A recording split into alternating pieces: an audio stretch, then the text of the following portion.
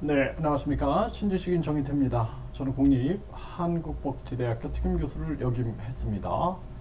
한 해에 신변보호 건수가 24,810건이다라는 것입니다. 이게 굉장히 늘어나고 있다라는 거예요. 그래서 이 신변보호를 요청을 하고 있는데, 그런데 이러한 사건들이 계속 터지게 되는 거죠. 전에도 보면은 전 연인의 어머니를 살해한 이석준 사건이 아주 시끄러웠죠. 이런 사건부터 시작해가지고 계속해서 이런 신변 보호에 실패를 하게 됨으로써 여러 가지 사건들이 터지게 되는데요.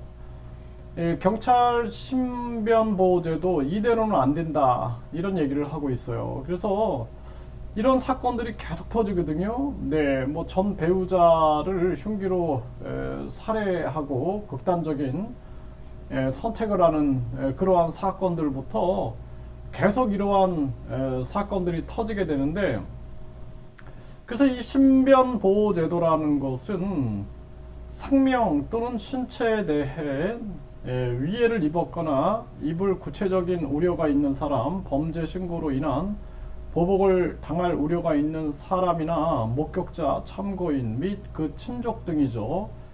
경찰이나 재판 중인 법원에 신청할 수 있게 되는 거예요. 그래서 신변보호 조치에는 112 시스템 등록, 스마트워치 지급 등이 있는데, 스마트워치는 본인이 희망할 때만 지급을 한다라는 겁니다. 이제 본인의 이제 정보 노출이 꺼리면은 신청을 안 할 수도 있게 되는 거죠. 이 밖에 주거지 순찰 강화 및 CCTV 설치, 신변 경호, 전문 보호시설 연계 등 다양한 유형의 지원이 있다라는 거죠. 그래서 이 담당 수사관에게 할 수도 있고, 진행 중인 사건이 없어도 관할경찰서 민원실을 방문해서 접수할 수 있다라는 것입니다. 저도 전에 이제 이런 거를 굉장히 많이 살해 위협이라든지 이런 것들을 당해가지고 이 경찰에 이렇게 신변보호 요청을 하게 되면 미온적으로 이렇게 대응하는 경우가 되게 많아요. 이게 이제 일거리가 되니까.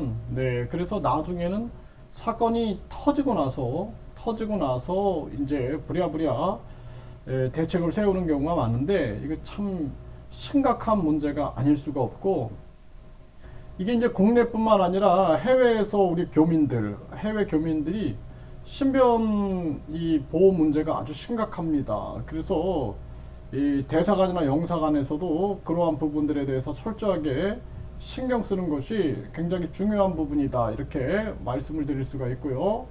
그래서 이 신변 보호 건수가 계속 늘어나고 있는데, 2016년에는 4,912건이었다라는 거예요. 4,912건. 그런데 2021년에는 2만 4,810건으로 계속 늘어난 거죠. 이게 2016, 17, 18 계속 늘어나요. 19년, 20년, 20년, 21년 이렇게 계속 늘어나고 있는데, 이게 이제 사실상 시간이 갈수록 굉장히 늘어나고 있는 이러한 추세입니다. 이게 뭐냐면 사람들이 굉장히 난폭해지고 있다라는 거예요. 또 감정을 조절하지 못하고 분노를 조절하지 못하고 있다라는 것입니다.